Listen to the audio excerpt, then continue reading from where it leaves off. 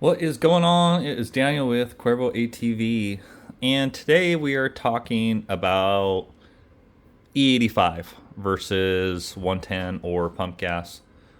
What we need to do with it, and what are the struggles of what people are dealing with that don't quite understand what is going on with E85 and why some of them have a struggle with the bike breaking up. So E85 versus gas. E85 is quite a bit higher octane, which means that it is slower to ignite, so lower to burn.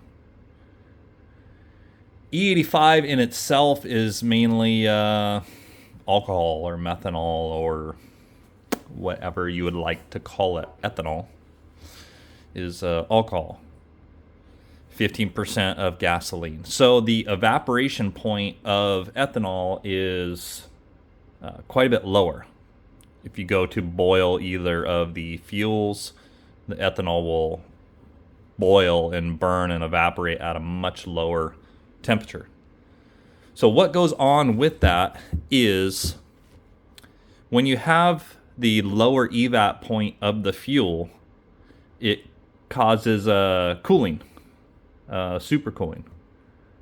So when the fuel evaporates, just like if whatever in the summer, jump in the pool and you get out of the pool and you're wet and some wind is blowing past you, or you're sweating, same purpose of sweating. As the water moisture evaporates, it takes heat with it, and ethanol doing that at a low temperature causes cooling inside the engine, so it cools down everything around it. It cools down the air in the process, cools down the piston, cools down the spark plug, cools down the cylinder head. Everything runs at a cooler state. Now, that is fine in most applications, but when you have an electronic control system and cylinder head and spark plug designed to run at a certain temperature, well, things get unhappy. So what we do most of the time, and in conjunction with putting E85, we increase cylinder pressure, which is also going up on piston dome, which is going to add heat. So we go from, let's see what I got here. Stock piston, flat top. And we'll go to, let me get one of these pistons here. One of our 14.5 compression pistons. So we not only pick up power on adding compression, but we pick up power in fuel, being a cooler air charge. But that's not the only portion that the compression plays. We actually need the compression to have heat.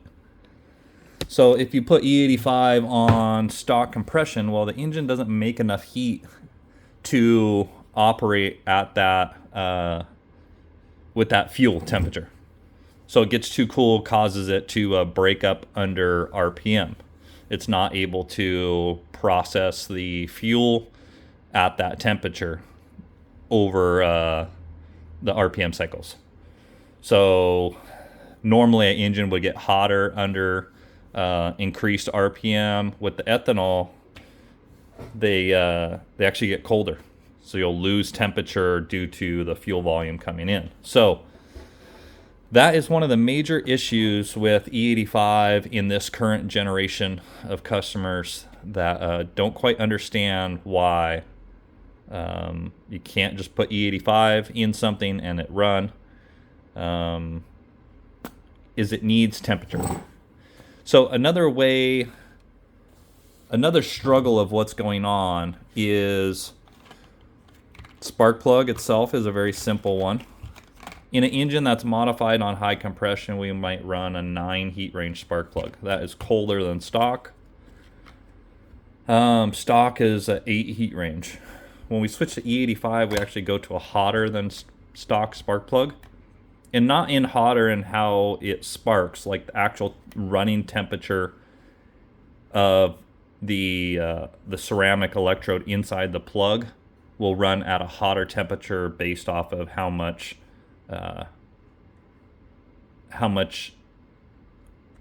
ceramic touches the steel housing of the plug. That's about as far as we'll go into that. But so the temperature is designed to stay at a hotter temperature in a hotter spark plug. So that works with E85 causing the plug not to get too cold. Beyond that, injector is going to go up in size about 30%. So based off of what size injector you're currently running will determine where you should end up with. But a stock injector is good for about 75 horsepower on most builds. An aftermarket injector, I think stock's about 450 cc times 1.3. So going to ethanol would roughly put us at 600 cc. This particular injector is a 750, but it depends on power level and the cylinder head efficiency of that particular port design. Does all come into play. If you have a bad port design that's not getting the spent fuel out efficiently, then you're going to have issues with injector sizing. Needing too much injector. Which, too much injector, if you overshoot an injector, you say, okay, well, why don't I just throw 1,000 cc injector in there? Well, that injector is going to want to run at very low duty cycle. And it's basically the equivalent of trying to meter a small amount of fuel with a large capacity. So, a good explanation of that is you're trying to let's see, you're trying to fill a low volume. Okay, equivalent to this, let's say if I want to fill this jar with whatever, if I pump it in slow with an oil can, that would be easy and more efficient and precise, versus if I take a quart of oil and try and pour it in and fill that to that same capacity. That's going to be very inefficient and messy and hard to stop and start and be efficient. So the smallest injector you can run is normally the best for efficiency and the best for atomization of fuel, which makes the particles or droplets of fuel smaller, which makes it easier to burn. So that's where fuel pressure comes into play. This is a fuel pressure regulator, stock one and aftermarket one at different pressures. We increase fuel pressure with the E85 to not only support the volume, but mainly to improve atomization at that volume. So a lot of fuel volume is coming through the injector. If we increase pressure, it allows it to mist out at a better form versus just dumping out. So these three components go in four components basically: compression, spark plug, heat, temperature, injector, and fuel pressure regulator are all going to go into play from switching from gas to E85. So beyond that, when you're operating the bike,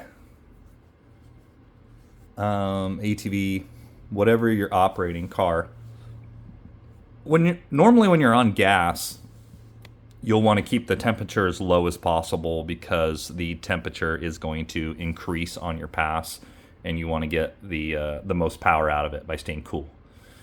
So that's contradictory in when you're on methanol or on ethanol, is that temperature is dropping normally during the pass, but you also have all the cooling effect that is going with it. So you don't want to end up with not enough heat in the cylinder head at the end of your pass.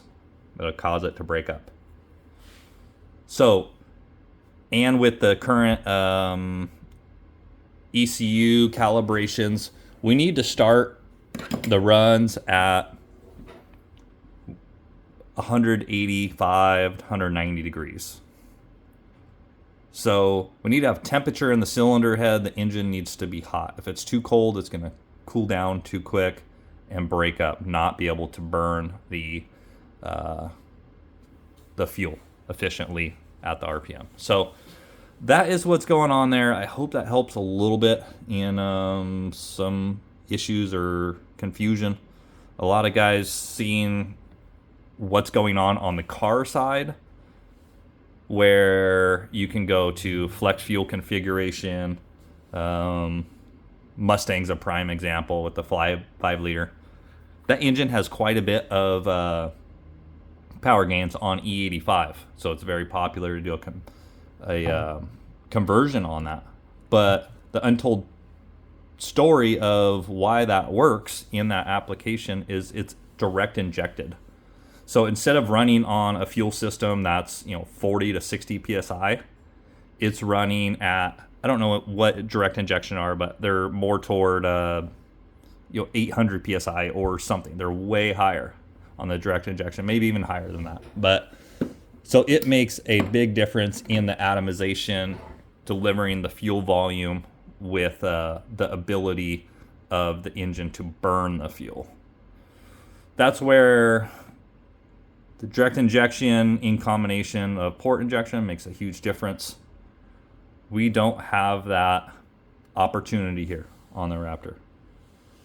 So most of the other configurations that are E85 on the street car stuff is boosted applications, to where they're using the E85 to have enough octane to increase boost, supercharge, turbo,